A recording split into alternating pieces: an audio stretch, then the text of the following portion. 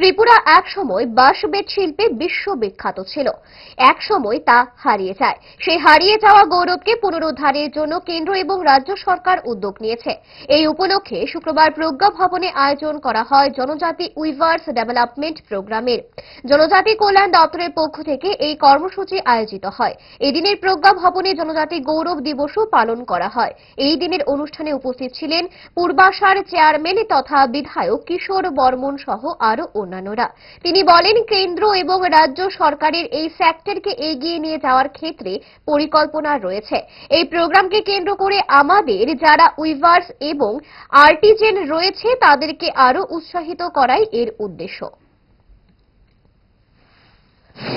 সেটাকে আবার একবার পুনর্জাগরণের দৃষ্টিতে আমাদের ভারত সরকার এবং রাজ্য সরকারের যৌথ উদ্যোগে আমাদের গৌরব আবার পুনরুদ্ধারের যে কাজ সেটাতে আমরা নেমেছি এবং আমাদের যারা উইভার্স আর্টিজেন যারা আছেন তারাও যাতে আমাদের এক ভারত শ্রেষ্ঠ ভারত গঠন করার ক্ষেত্রে তারা সবাই যাতে স্বাবলম্বী হয় এবং নিজের পায়ে দাঁড়াতে পারে এবং দেশকে এই সেক্টরে স্বাবলম্বী করতে পারে, সেই দৃষ্টিতে ভারত সরকার এবং আমাদের রাজ্য সরকার যৌথভাবে এই ধরনের প্রোগ্রাম নিচ্ছে এবং আমি আশা করি যে এই উদ্যোগের ফলে আমরা অনেক আমাদের সরকার আসার পর এই সেক্টরে অনেক উৎসাহ উদ্দীপনা আবার আনতে পেরেছি যারা আমাদের উইভার্স আছেন, যারা ইয়েরা আছেন, এবং আগামী দিনে আমাদের যে অভিষ্ট লক্ষ্য সেটা আমরা পৌঁছতে পারবো।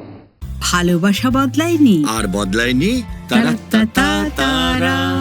5 দশক ধরে গ্যাস অম্বল ও পেটের সমস্যার একমাত্র সমাধান গ্যাস নল।